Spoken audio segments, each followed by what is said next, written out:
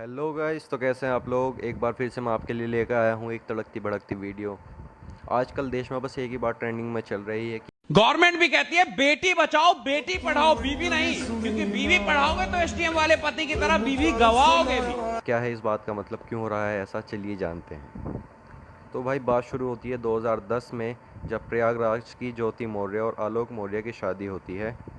और उस वक्त आलोक एक सफाई कर्मचारी थे पंचायती राज विभाग में। ज्योति मौर्य का सपना था कि वो एसडीएम बने, और आलोक की इतनी हैसियत ना होते हुए भी उसने उधार लेकर अपने पिताजी के सहयोग से, अपने भाइयों के सहयोग से उनका एडमिशन कराया कोचिंग में पीसीएस की।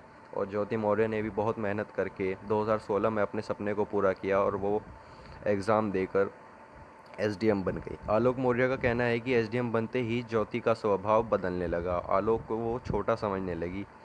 इस बीच 2020 में ज्योति के फेसबुक पर एक मनीष नाम के व्यक्ति से दोस्ती हुई और उसका अफेयर मनीष दुबे नाम के व्यक्ति से चलने लगा। इसका सर मेन कारण सर है मनीष दुबे के साथ उनका अवैध संबंध सर, जिसकी जानकारी सर हमें करीब साल भर पहले हुई, लेकिन सर उन्होंने कहा कि दोस्ती है। मनीष गाजियाबाद के होमगार्ड कमांडेंट के पद पर हैं। और जब इस बारे में आलोक को पता चला तो ज्योति से उसने जाकर पूछा, तो ज्योति उन पर भड़क गई और आलोक के परिवार को गाली देना शुरू कर दिया और अपने बच्चों को लेकर आलोक से अलग रहने लगी। तेरे घर वालों का लोग हो, तेरे माँ बाप की तरह तो तेरे झाड़ू लगा लगा के ऊपर नहीं चढ़े हैं, पैसे खा खा के, दुनिया का खा खा के, ठेले वालों तक को भी नहीं छोड़ता तेरा बाप। आलोक का कहना है कि ज्योति उन्हें उनके बच्चों से भी मिलने नहीं दे रही थी। और आलोक का कहना यह भी है कि ज्योति अपने पद के इस्तेमाल करके आलोक की नौकरी छीनना चाहती हैं और आलोक को जान से मारना चाहती हैं। तो उन्होंने कहा है कि तलाक प्यार से दे दीजिए, बवाल मत करिए, नहीं तो मैं आपको बर्बाद कर दूंगी। आपके डीपीआरओ से बात हो गई है, आपको बर्खास्त करा दूंगी, न नौकरी करने दूंगी न जीने दूंगी। और आलोक का ये भी कहना है कि ज्योति ने उनके परिवार पर 50 लाख का दहेज के रूप में मांगने का केस कर दिया है, झूठा केस कर दिया है। रहा है, बच्चे तो दूर हो ही रहे हैं, पत्नी दूर हो ही रही है सर, यहाँ तक कि मैं मुकदमा भी मेरे ऊपर हो गया है। ये सारी बातें आलोक ने खुद मीडिया को रोते हुए बताई है। ये इंटरव्यू देखकर हमारे देश के लोगों के मन में जो है आलोक के लिए सिंपैथी जागृत हुई और उन्होंने आलोक के लिए स्टैंड लिया और ज्योति मौर्य को गालियाँ देना शुरू किया। और ये मीम्स बनाए कि बेटी बचाओ बेटी पढ़ाओ बीवी नहीं, यहीं से ये ट्रेंड चालू हुआ है। तो क्या हम लोगों को ऐसा करना चाहिए? एक औरत के चक्कर में हम पूरी औरत ज़ात पर ये कलंक लगा रहे हैं, क्या ये हमारा करना ठीक है? क्या हम औरत ज़ात के ऊपर ये जुल्म जो कर रहे हैं वो हमारे लिए ठीक है?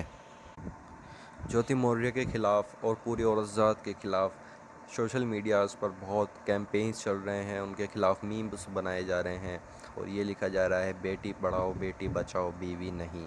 तो क्या एक औरत की बेवफाई की वजह से पूरी औरत ज़ात पर ये जुल्म करना ठीक है? और बात सिर्फ इतनी ही नहीं है। खान सर का ये कहना है कि उनके इंस्टीट्यूट से इस हादसे के होने के बाद आईएएस और पीसीएस की तैयारी करने वाली औरतों को उनके पति अपने घर ले गए हैं और उन्हें पढ़ाने से बिल्कुल मना कर दिया है। ये बोल रहे हैं अगर हमारे साथ भी यही हुआ तो हम क्या करेंगे, और उन्हें अपने साथ घर ले गए। सरवन भाभी को लेके कहाँ से आ रहा है? अरे दिल्ली में पढ़ाई कर रही थी नी एसडीएम की, कहीं पर तो एसडीएम बनने के बाद दूसरा साथ भाग जा। लोग कह रहे हैं कि बेटी पढ़ाओ पत्नी नहीं, तो क्या पत्नी से क्या बोल रहे थे? वो बोल रहे हैं कि हम इसमें अब सक्षम नहीं है। तो क्या हमारा समाज इतना जुल्मी है कि एक औरत की वजह से सारी औरत ज़ात पर इतना बड़ा कलंक हम लगाएंगे कि वो औरत बेवफा होती है, ये करती है, वो करती है? औरत से पढ़ाई का हक छीनने का हक हमें किसने दिया है? क्या हम सब जो ये कर रहे हैं वो हमारा औरत के साथ करना ठीक है? देखिए, सदियों से बात चलती आ रही है कि धोखा देना इंसान की फितरत है, उसमें कोई जेंडर मैटर नहीं करता। धोखा मर्द भी दे सकता है, धोखा औरत भी दे सकती है, दोनों के लिए ये बात कही जाती है। इंडिया में और भी हादसे होते हैं जिसमें मर्द औरत को छोड़ देता है किसी सुंदर और कामयाब औरत के लिए, तब हम लोग उस पर कैंपेन्स नहीं चलाते। क्या ये धोखा नहीं है? हमारे समाज में बीवी को बेटा पैदा करने के लिए फोर्स किया जाता है, और अगर बेटी हुई तो उस औरत की गलती मानी जाती है और उसका पति उसे छोड़ देता है, दूसरी औरत से शादी कर लेता है। और आप ही बताइए, क्या ये सब करना ठीक है? धोखा देना इंसान की फितरत है और सिर्फ औरत की नहीं है। कहीं दूर ही क्यों जाना है, आप अपने एरियाज़ में ही देखिए, कोई ना कोई आपको केस ऐसा मिल जाएगा जिसमें पति ने बेटी के पैदा होने के कारण या तो बीवी को पीटा होगा या उसे छोड़कर दूसरी औरत से शादी कर ली होगी। तो अब वो औरत घर घर काम करके अपनी बेटियों का पेट भरती है, और ये जो हम सब के घर में काम करने वाली आती हैं, उनकी लाइफ में झांक कर देखिए, आपको ऐसे ही केसेस मिलेंगे। ऐसे ही केसेस हमारे इंडिया में गली गली में, मोहल्ले मोहल्ले में मिल जाएंगे आपको। मर्द भी बीवी से ज़्यादा आकर्षित महिला या कामयाब महिला पर फिदा हो जाता है, और फिर वो अपनी बीवियों को उस औरत के सामने कुछ नहीं समझता है। आप क्या सोचते हैं कि आपकी बीवी के कोई सपने नहीं रहे होंगे कि उसे ये बनना है, वो बनना है? आपके लिए वो अपने सारे सपने छोड़ देती है, अपने घर को चलाती है, अपने घर को छोड़ देती है, और उसका पति किसी और के साथ चला जाता है, तो क्या धोखा नहीं है?